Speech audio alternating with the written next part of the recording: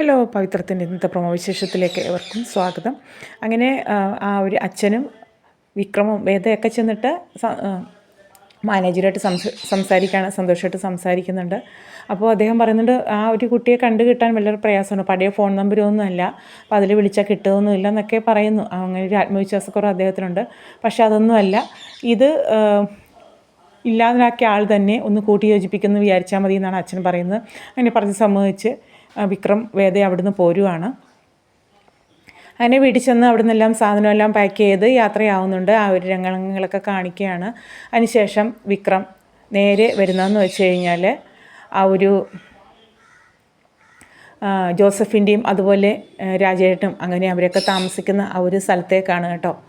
അപ്പോൾ അവർ ഒട്ടും പ്രതീക്ഷിക്കുന്നില്ല, വിക്രം അങ്ങോട്ടേക്ക് വരുമെന്നൊന്നും ഒട്ടും പ്രതീക്ഷിക്കുന്നില്ല. അപ്പോൾ അവർ പുറത്ത് പോയിട്ട് തിരിച്ച് വരുന്ന സമയത്ത് അവർ ജീപ്പ് കാണുന്നുണ്ട്. ജീപ്പ് കാണുമ്പോൾ ഇതാ അവരുടെ ഒരു ജീപ്പ് വന്ന് കിടക്കുന്നില്ലെന്ന് നോക്കുന്നത്. അപ്പോൾ അകത്തേക്ക് കയറി ആരാന്ന് വെച്ച് നോക്കുമ്പോൾ വിക്രം അവിടെ കിടക്കുന്നതായിട്ടാണ് കാണുന്നത് കേട്ടോ.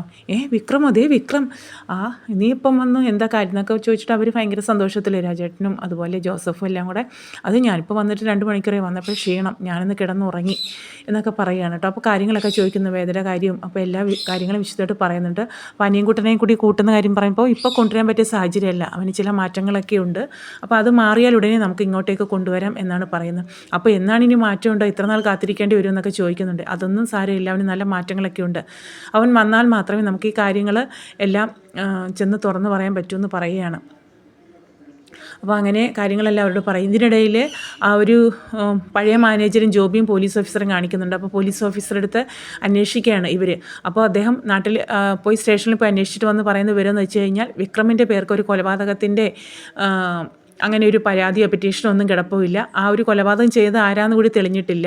പിന്നെ അതിന് വിക്രത്തിനെതിരെ പരാതി കൊടുത്ത MLA വാസവൻ, അദ്ദേഹം തന്നെയാണ് വിക്രത്തിൻ്റെ അമ്മയെ ഇതുപോലെ പോലീസ് കസ്റ്റഡി എടുത്തപ്പോൾ നേരിട്ട് എന്ന് അവിടെ ചെന്ന് ഇറക്കിക്കൊണ്ടുവരികയും അദ്ദേഹം നേരിട്ട് ആ ഒരു പരാതി പിൻവലിക്കുകയും ചെയ്തിട്ടുണ്ട്. അപ്പോൾ വിക്രത്തിനെതിരെ യാതൊരു പരാതിയില്ല.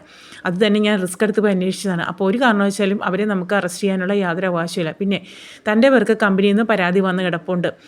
അതായത് ഇത്രയും പേരുടെ ജോലിക്കൂലി ഇത്രയും വർഷമായിട്ട് പറ്റിച്ച് കൈക്കലാക്കി എന്നുള്ള പരാതി കമ്പനിയുടെ ഭാഗത്തുനിന്ന് വന്നിട്ടുണ്ട്.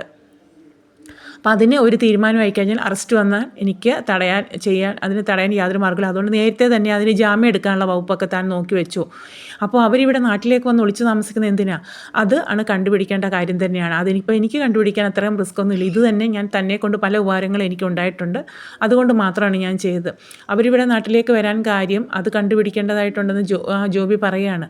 കാരണം അത് മറ്റാരുടെ ആവശ്യമാണ്. ഇവരെ ഈ ഒരു കാര്യത്തിൽ പബ്ലിസിറ്റി കൊടുത്ത്, സോഷ്യൽ മീഡിയയിൽ പബ്ലിസിറ്റി കൊടുത്ത ശേഷം ഇവരെ ഇവിടുന്ന് പുറത്തിയടിക്കുക എന്നുള്ളത് മറ്റാരുടെ ആവശ്യമാണ്. അവർ അതിനു വേണ്ടി ചെയ്തതാവും, അല്ലാതെ നിയമം വരാൻ ഈ വിക്രത്തിനെതിരെ യാതൊരു പരാതിയില്ല എന്ന് പറയുന്നുണ്ട്. അപ്പോൾ അതിനെക്കുറിച്ചിട്ട് ആലോചിച്ച് നിൽക്കുന്ന ജോബിയെ കാണിക്കുന്നുണ്ട്. അപ്പോൾ മാനേജർക്ക് എങ്ങനെയെങ്കിലും ഇവരെ കൊടുക്കണം, അതിൻ്റെ ഒരു തന്ത്രപ്പാടിലാണ്. പിന്നീട് വിക്രം അവിടുന്ന് നേരെ പോകുന്നത് ജോസഫിൻ്റെ ഒക്കെ അടുത്ത് നേരെ പോകുന്ന വീട്ടിലേക്കാണ്. വീട്ടിൽ വന്നിട്ട് ഇതുപോലെ വിളിക്കുന്ന സമയത്ത് എല്ലാവരും ഉറക്ക സമയത്താണ്. കമല പറയുന്നുണ്ട്, ആരോ മുട്ടുന്നു കഥവിന്. അങ്ങനെ വന്ന് കഥ തുറക്കുന്നു. മാഷും കമലയും എല്ലാവരും, ശ്രീജി എല്ലാവരും കാണുന്നുണ്ട് വിക്രത്തെ. അങ്ങനെ കാര്യങ്ങളെല്ലാം സംസാരിക്കുകയാണ്. അപ്പോൾ ശ്രീലക്ഷ്മിയുടെ കാര്യം പറയുന്നു. അത് അച്ഛൻ്റെ അടുത്ത് മാത്രമാണ് പറയുന്നത്. എനിക്ക് ഈ ഒരു കാര്യം അച്ഛനോട് പറയാതിരിക്കാൻ പറ്റുന്നില്ല, അതുകൊണ്ട് അച്ഛനോട് മാത്രം ഒന്ന് തുറന്ന് പറഞ്ഞിട്ട് ചെയ്യാമെന്ന് കരുതി. അപ്പോൾ അച്ഛൻ പറയുന്നുണ്ട്, അല്ലെങ്കിൽ നീ ഒരു കാര്യം തീരുമാനിച്ചു കഴിഞ്ഞാൽ അതിൻ്റെ അവസാനം വരെ കണ്ടിട്ട് നീ ചെയ്യണം, അതെനിക്കറിയാം. അപ്പോൾ എന്തായാലും നീ തീരുമാനിച്ചിറങ്ങിയതല്ലേ, ചെയ്യാൻ പറയുകയാണ്. അപ്പോൾ അതിന് വേണ്ടുന്ന സഹായം എങ്ങനെ കിട്ടും? അപ്പോൾ ജോസഫിൻ്റെ അടുത്തും പറഞ്ഞിട്ട് നമ്പർ സംഘടിപ്പിക്കണം, ജോസഫ് എടുത്ത് കൊടുക്കാമെന്നും പറഞ്ഞിട്ടുണ്ടല്ലോ. അപ്പോൾ മാഷ് ചോദിക്കുന്നുണ്ട്, നിൻ്റെ വാസവൻ സാർ എന്താ പറഞ്ഞതെന്ന് ചോദിക്കുന്നത്. അല്ല, ഞാൻ വാസവൻ അദ്ദേഹത്തിൻ്റെ അടുത്ത് ഞാനൊന്നും പറഞ്ഞിട്ടില്ല. കാരണം അതപ്പോൾ മാഷ് ചോദിക്കുന്നുണ്ട്, അഥവാ അദ്ദേഹം എതിർത്താലും ഞാൻ ഈ ഒരു കാര്യം ചെയ്തിരിക്കും. കാരണം ഞാനായിട്ടില്ലാക്കിയ ബന്ധം എനിക്കത് തുന്നിച്ചേർക്കണം. അതുകൊണ്ട് ഉറപ്പായിട്ടും ആരെതിർത്താലും ഞാൻ അത് തന്നെ ചെയ്യുക തന്നെ ചെയ്യും എന്ന് മാഷിനോട് പറയുന്നു. അപ്പോൾ മാഷിനോട് മാത്രമേ പറഞ്ഞിട്ടുള്ളൂ, ആരും അറിയേണ്ടെന്ന് കൂടി പറഞ്ഞിട്ടുണ്ട്. അപ്പോൾ മാഷ് പറയുന്നു, അങ്ങനെ ഒരു തീരുമാനമാണെങ്കിൽ അങ്ങനെ നടക്കട്ടെ എന്ന് പറയുന്നു കേട്ടോ. അപ്പോൾ അതൊക്കെ കാണിച്ചുകൊണ്ടാണ് ഇന്നത്തെ ഒരു പ്രൊമോ അവസാനിക്കുന്നത്. പിന്നീട് ഇതുപോലെ ശ്രീലക്ഷ്മിയുടെ വീട് കണ്ടുപിടിക്കും, അവിടുന്ന് ശ്രീലക്ഷ്മിയെ കടത്തിക്കൊണ്ട് പോവുകയും ഒക്കെ ചെയ്യുന്നുണ്ട്. അതുപോലെ കമലയെ കൊണ്ട് വേദമായിട്ട് ഫോണിൽ സംസാരിക്കുകയും ഒക്കെ ചെയ്യുന്നത് വരുന്ന പ്രൊമോയിൽ കാണാവുന്നതാണ്, വരുന്ന എപ്പിസോഡിൽ കാണാവുന്നതാണ്.